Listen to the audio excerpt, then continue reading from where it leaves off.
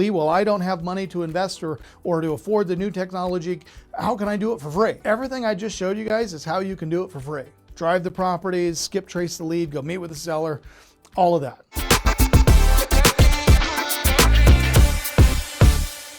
And this is one of the reasons, you guys, why we're seeing such an uptick in the volume of lead flow that we're getting is because of what I'm going to show you. Now, let's start at the basics, okay? What is driving for dollars? Driving for dollars is the process of driving targeted neighborhoods with the intent of locating either for rent or for sale by owner signs of usually distressed and or abandoned properties, okay?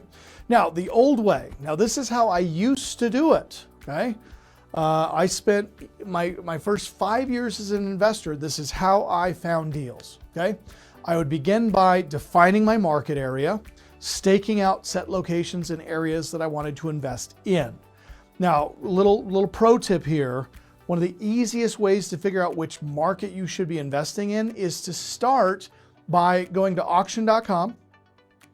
Find the zip codes that the properties are going to auction in, and then just go drive in those neighborhoods.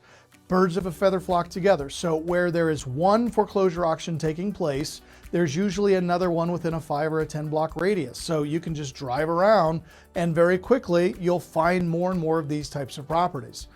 Now, when I was doing this, I would bring a notepad and a pen and a camera. And then I would look for the red flags. Now, you guys can still do this. In fact, my family and I, we just got back. My kids were on spring break, so we were down in Palm Springs. My niece was getting married. She got married on Saturday, so I just got back last night. And, you know, one of the things that my wife and I like to do when we are traveling or at home is we like to go on walks. So we're just walking through random neighborhoods in Palm Springs. We had an Airbnb house there. And so we just walked down to the downtown area. It's about 3.5 miles. And on the way there, we found like 15 rundown, boarded up properties that were either in major disrepair, had been boarded up by the city for code enforcement, or were just neglected and run down. Now, the thing that surprised me about this is Palm Springs, you know. And if you've never been to Palm Springs, let me set the stage for you. Take LA, move it away from the ocean, stick it in the middle of the desert, and then just triple everybody's income and triple the number of Bentleys and Ferraris and Lamborghinis that you see. This is Palm Springs. Very, very wealthy, ritzy neighborhood.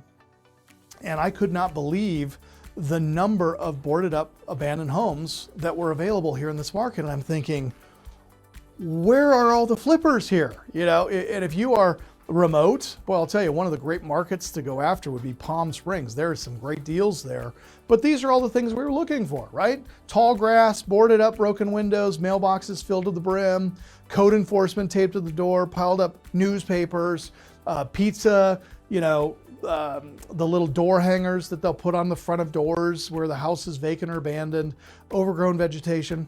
These are all the telltale signs, okay? Now, when we see these types of properties, what we would normally do is we would record the address, take some pictures of the properties of interest, and then after I would finish my drive, I would return home. I would then research the properties I located on my county's local central appraisal district. Okay, this is the taxing authority. And so from the taxing authority website, I can find out who owns it, what they paid in taxes last year, whether or not their taxes are current. This gives me insight to know the financial state of the borrower.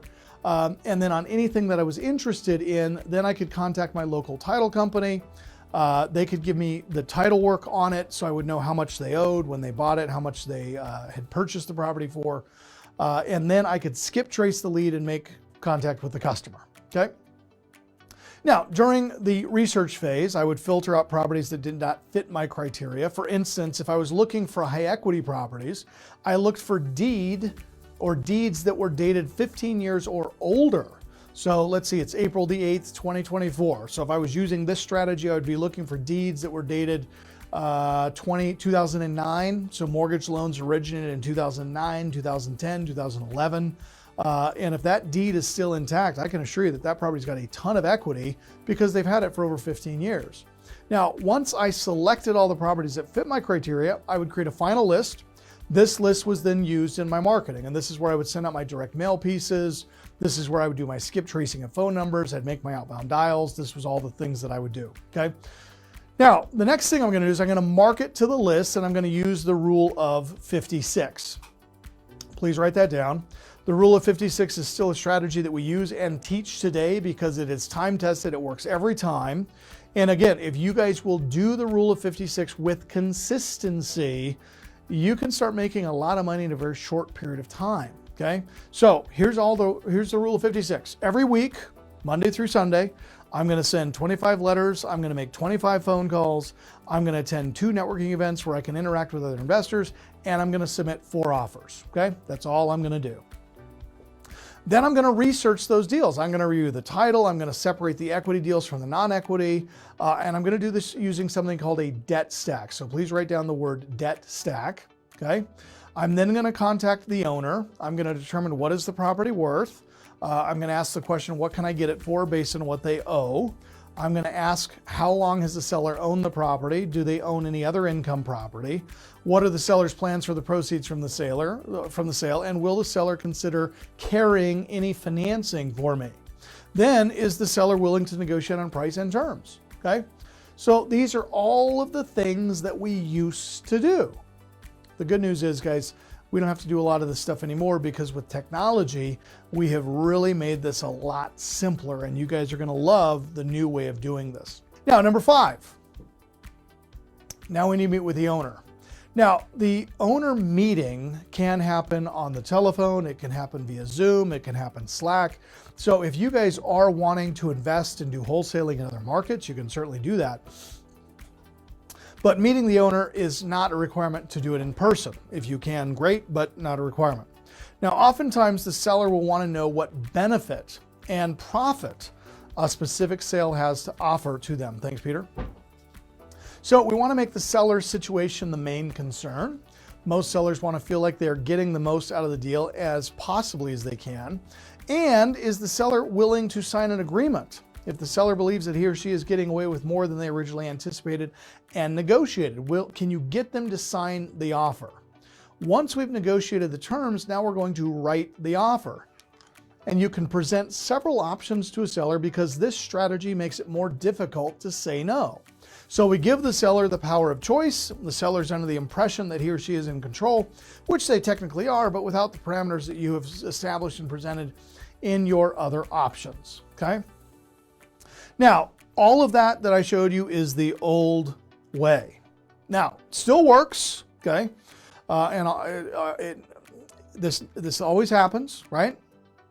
Somebody will tell me, they'll let me know and say, Lee, well, I don't have money to invest or to afford the new technology. How can I do it for free?